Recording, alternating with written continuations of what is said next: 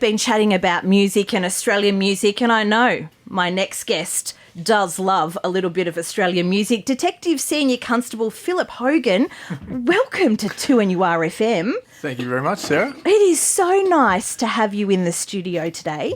And we've got something pretty important to talk about. I mean, off air, we've been talking about, Chit Chat, who was just in here. And I know you used to go and see a few concerts back in the day. We both were a bit starstruck.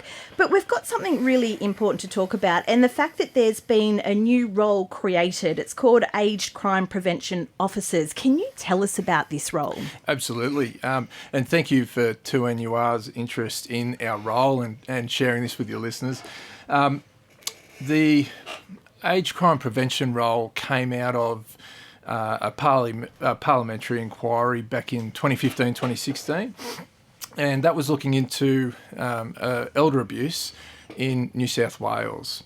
And a couple of years following that inquiry, one of the recommendations was that New South Wales Police develop a officer or a role that specifically targets or assists vulnerable communities.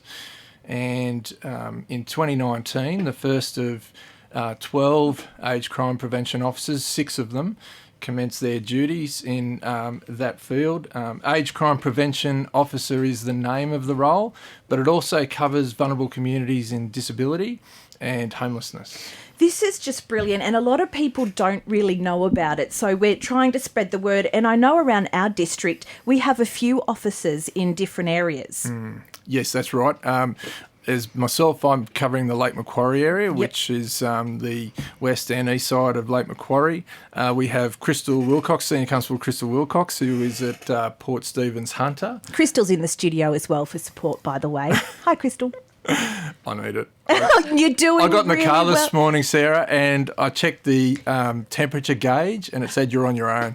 It's just so funny because I was just saying we when we see a police officer car when we're travelling, even if we're doing the right thing, we freak out. We forget that you might be a bit scared coming into radio. I did the same thing. I passed a highway patrol car in my fully marked vehicle, and I've gone, oh. Yeah, but you were speeding, so no, I'm kidding. No, that's a joke. I was doing 10 under, of course. Of course you were. But also we have an aged crime officer in Newcastle, and that's Morris McSpadden, Senior Constable Morris McSpadden. He's away at the moment, and he's been covered by Russell McAlone. Okay, Yeah. So it's so good. Now tell us, what is elder abuse? Because it's not just physical abuse. No, it's not. So the World Health Organisation has defined elder abuse broadly for us, and of course there's more to it than this, but it is an act or a repeated act or an omission of an act that is required or needed that occurs in a relationship, any relationship, between an elder person and a person in a position of trust. Okay. And that trust is the pivotal point, because the trust means that this person may be in a position to influence care or not be doing the care that's required to the exclusion of others and because of their trust. Vulnerable. Yeah. Okay.